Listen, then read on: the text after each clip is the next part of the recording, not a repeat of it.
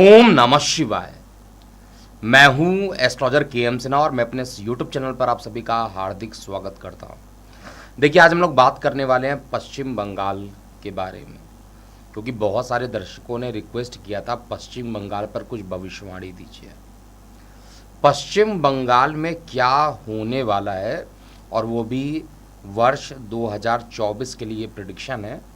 बहुत सारी घटनाएं हो भी रही हैं और बहुत सारी घटनाएं पश्चिम बंगाल में आगे भी होगी।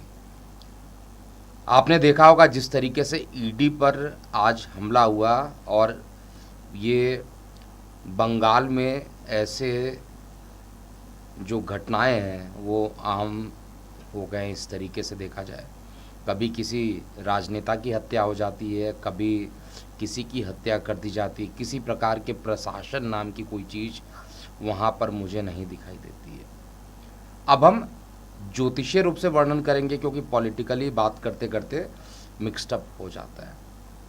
पश्चिम बंगाल का भविष्य और 2024 को समझने के लिए सबसे पहला जो लॉजिक है, आपको ये समझना पड़ेगा पश्चिम बंगाल की स्थापना कब हुई थी।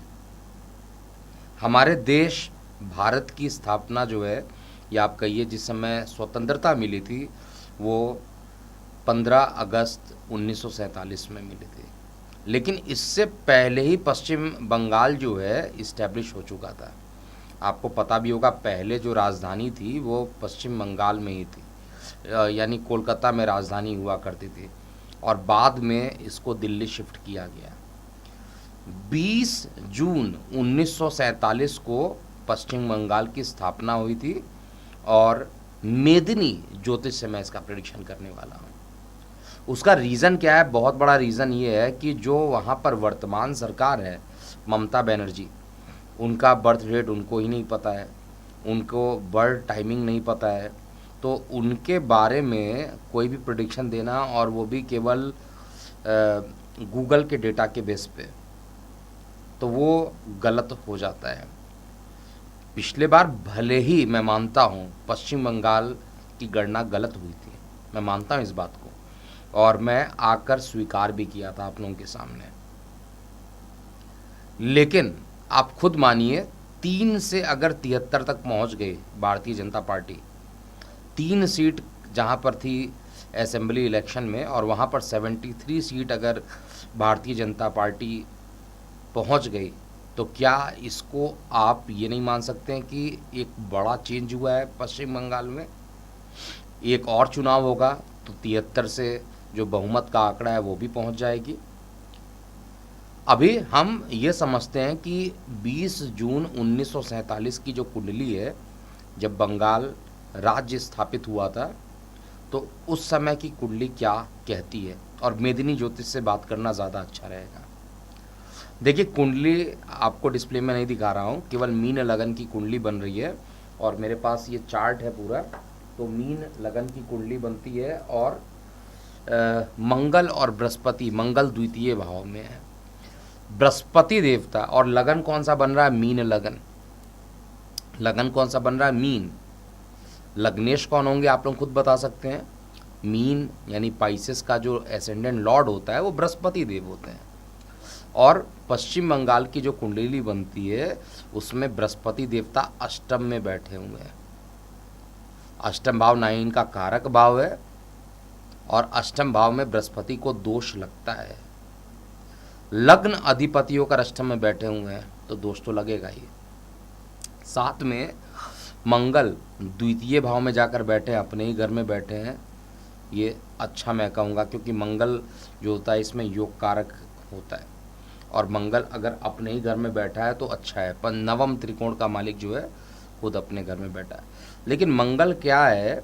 मंगल एक एग्रेसिव प्लैनेट है, एग्रेसिव प्लैनेट है। मेदिनी ज्योतिष से देखा जाए तो चतुर्थ भाव जनता का भाव होता है, और चतुर्थ भाव में अगर देखा जाए तो सूर्य बुध के साथ चंद्रमा विराजमान है। चंद्रमा इस लगन की कुंडली में पंचम त्रिकोण है। पंचम त्रिकोण अच्छे जगह पे बैठा है, नवम त्रिकोण अच्छे जगह पर बैठा है, तो परेशानी कहाँ पर है? पश्चिम बंगाल में किस तरीके की घटनाएं होती हैं आज की डेट में आप लोगों को पता होगा। तो आखिर प्रॉब्लम कहाँ पर है, इसको समझिए। प्रॉब्लम पहले नहीं था पश्चिम बंगाल में, धीरे धीरे जैसे जैसे ये युग बढ़ता जा रहा है। मैं 1990 की बात के बारे में बात कर रहा हूँ, उससे पहले मेरा खुद जन्म 1984 में है, तो मैं ये नहीं बोल सकता कि पहले क्या हुआ था, केवल बायोग्राफी स्टडी कर सकता हूँ, लेकिन जो मैंने रियल लाइफ में देखा उसके बारे में बात करना ज़्यादा बेटर रहेगा। पहले कांग्रेस में ही थी ममता बनर्जी और बाद में तृणमूल कांग्रेस बना, यानी टीएमसी की स्थापना हुई। टीएमसी की स्थापना को आधार मानकर भी चार्ट का एनालिसिस किया जा सकता है, बट मेदिनी परफेक्ट इसका आंसर देता है। देखिए, सबसे बड़ी परेशानी है कि लग्नेश अगर अष्टम में बैठा हो तो कभी कार्य ही नहीं सिद्ध हो सकता है, और जनता स्थान पर सूर्य बुध दोनों जाकर बैठे हुए हैं, और बुध को कहा जाए तो इस लगन कुंडली में लगन का ही शत्रु माना जाता है। बृहस्पति देव का अगर कोई बहुत बड़ा शत्रु है तो बुध है, और तात्कालिक शत्रुता में भी है और नैसर्गिक शत्रुता में भी है, यानी अधि शत्रु के रूप में है। और बृहस्पति जनता के स्थान पर बैठे हैं। साथ में षष्ठेश यानी रोग ऋण शत्रु का जो पोजीशन होता है, वो सूर्य देव भी जनता के स्थान पर बैठे हैं। और एग्रेसिव मंगल तो द्वितीय भाव में बैठना वैसे ही अच्छा नहीं माना जाता है।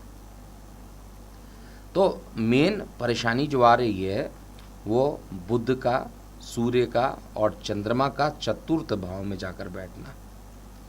चतुर्थ भाव में जाकर बैठना बिल्कुल भी अच्छी कंडीशन यहाँ पर नहीं बन रही है, क्योंकि केवल बुध नैसर्गिक रूप से शत्रु होते हैं, तात्कालिक रूप से मित्र होते हैं, तो मैं मान सकता था कि चलो ठीक है, न्यूट्रल है, और उस कंडीशन में पोजीशन वाइज ये कुछ अच्छा रिजल्ट देंगे क्योंकि स्वगृही भी हैं।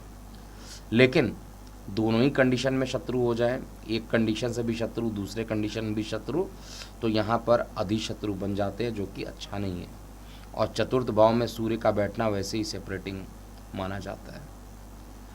प्रशासनिक सेवाओं के लिए तो सूर्य बुध की युति हमेशा अच्छा रहता है, और इसलिए प्रशासनिक रूप से कहा जाए तो वहाँ पर पहले के समय प्रशासन अच्छा चलता था।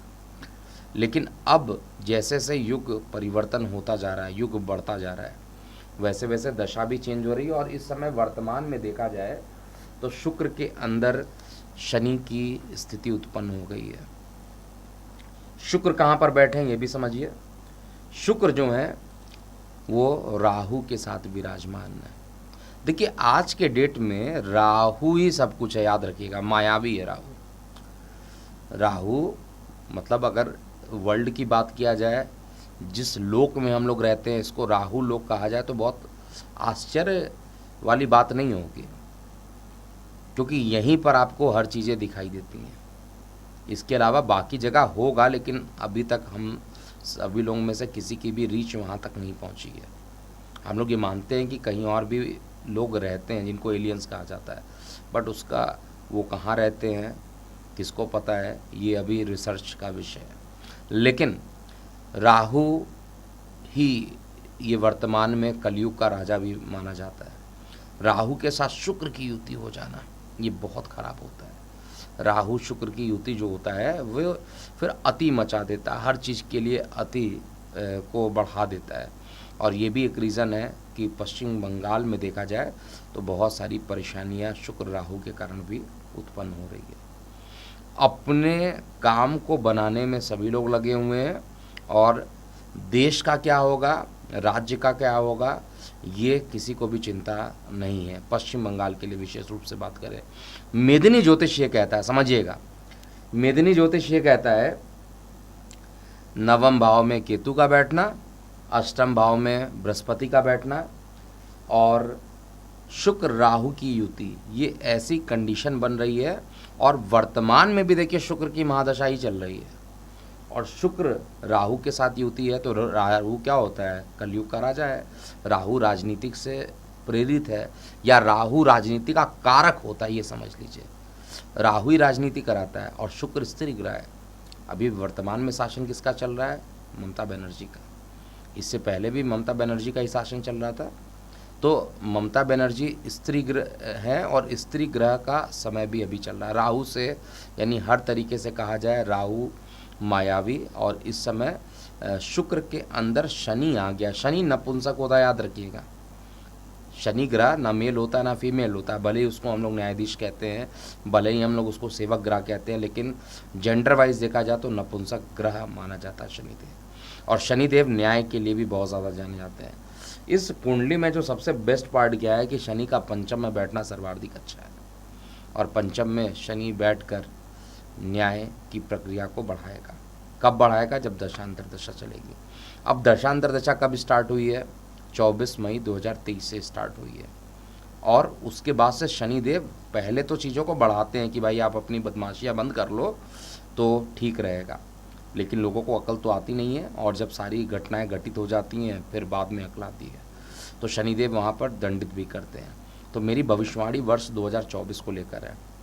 पहली भविष्यवाणी है कि ममता बनर्जी जो कि इंडिया अलायंस के लिए गठबंधन बनाई है, लेकिन पश्चिम बंगाल में देखा जाए तो अभी भी शुक्र का आधिपत्य बहुत ज़्यादा है।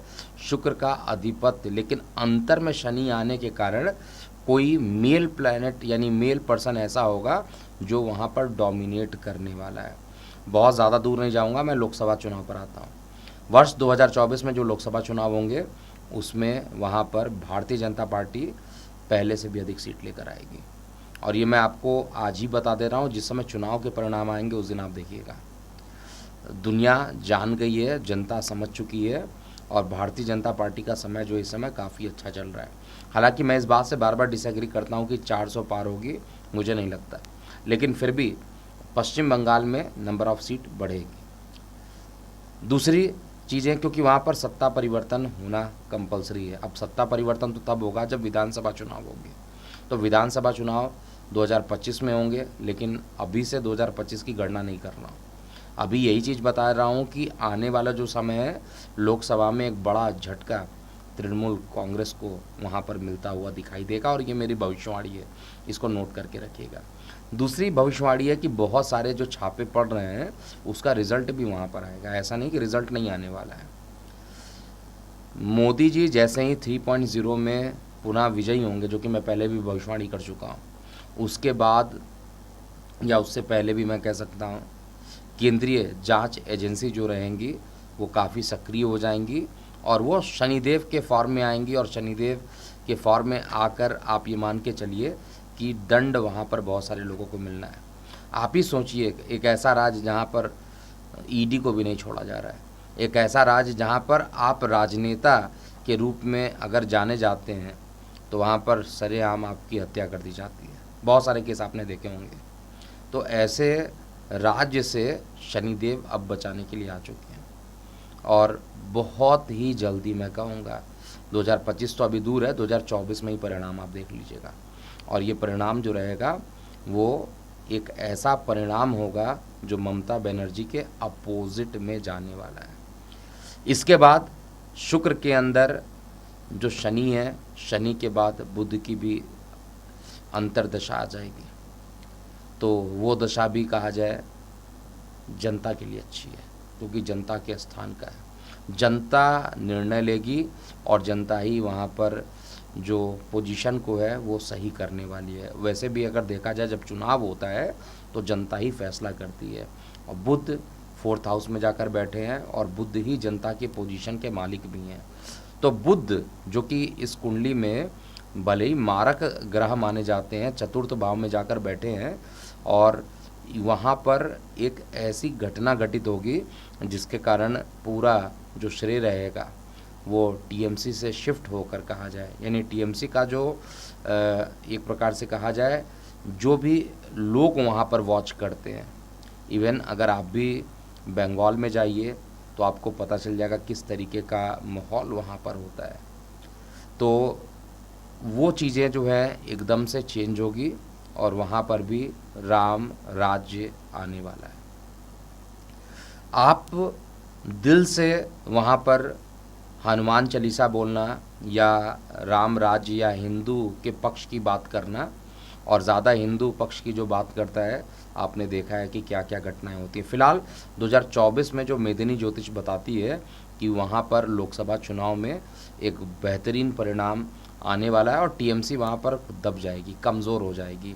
और टीएमसी को अब डर ये लगा रहेगा कि अब 2025 के चुनाव को कैसे बचाया जाए। तो जब भी रिज़ल्ट आएगा मैं तुरंत लाइव होकर बताऊंगा कि क्या हो रही है कंडीशन वहाँ पर। लेकिन एक चीज़ कन्फर्म है कि ममता बनर्जी का शासन अब बहुत जल्दी वहाँ से जाने वाला है। और आपको क्या लगता है कि क्या होगा वहाँ पर लोकसभा चुनाव? क्योंकि लोकसभा चुनाव के लिए कहा जाए तो पिछले बार भी जहाँ पर भारतीय जनता पार्टी को बहुत कम सीट मिलती थी, पिछले बार भी बड़ी अच्छा प्रदर्शन रहा था।